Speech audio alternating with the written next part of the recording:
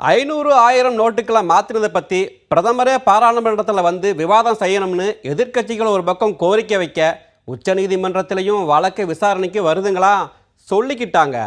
ரூபா நோட்டு விவகாரத்தில் ஒன்று சேர்ந்திருக்க எதிர்க்கட்சிகளால் மத்திய அரசு கொண்டு வர காத்திருக்கும் மசோதாக்களும் என்ன செய்யன்னு கொஸ்டின் மார்க்கோட இருக்குதான் பேசிக்கிட்டாங்க. ஐயா, சரக்கு மற்றும் சேவை வரி மசோதாவை முழுமையா அமலுக்கு கொண்டு வர எல்லா மாநில அமைச்சர்களையும் கூட்டி வச்சு பேசும் மத்திய அரசு பாராளுமன்றத்தில் முழு ஆதரவு தேவைன்னு நினைக்கிறாங்களாம். பேசிக்கிட்டுதாங்க ஐயா.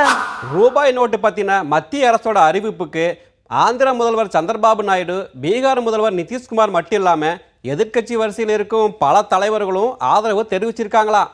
அது தொடருமா பேசிக்கிட்டாங்க. ஆனால் இன்னொரு பக்கம் மேற்கு வங்கத்தில் மம்தா பானர்ஜி, டெல்லியில் அரவிந்த் கெஜ்ரிவால், கேரளாவில் பினராயி விஜயன், கர்நாடகா, தமிழ்நாடுன்னு பல மாநிலங்கள் மத்திய அரசோட முடிவை விமர்சனம் செய்கிறாங்களாம். சொல்லிக்கிட்டாங்க. ஐயா, ரூபாய் நோட்டு செல்லாதுன்னு அறிவிச்ச பிரதமர் 2-3 நாளைக்குள்ள அமைச்சர்களை கூட்டி வச்சு நடு இரவு தாண்டியும் ஆலோசனை நடத்தினாராம். அதுக்கப்புறம் தான் தினம் ஒரு அறிவிப்பு வருதான். பேசிக்கிட்டுதாங்க ஐயா. மத்திய அரசிலிருந்து 70 IAS அதிகாரிகள் நாடு முழுக்க ஆய்வு நடத்துகிறாங்களாம். ஒவ்வொரு மாநிலத்துக்கும் பயணம் போகும் இந்த அதிகாரிகள் நோட்டு மாற்றம் பற்றி நல்லதை கெட்டதை அறிக்கையாக கொடுப்பாங்களாம். நமக்கு என்னங்க தெரியும், வெளியில் பேசிக்கிட்டாங்க. ஐயா, போதுமான அளவுக்கு பணம் புழக்கத்துக்கு வந்ததும் நிபந்தனைகள் எல்லாம் குறையுமா. அது வரைக்கும் பொதுமக்கள் பொறுமை காக்கணும்னு மத்திய அரசு மட்டும் இல்லாம வங்கி அதிகாரிகளும் பரப்புரை செய்யறாங்களாம். நானாவா சொல்லுதேன், பேசிக்கிட்டுதாங்க ஐயா.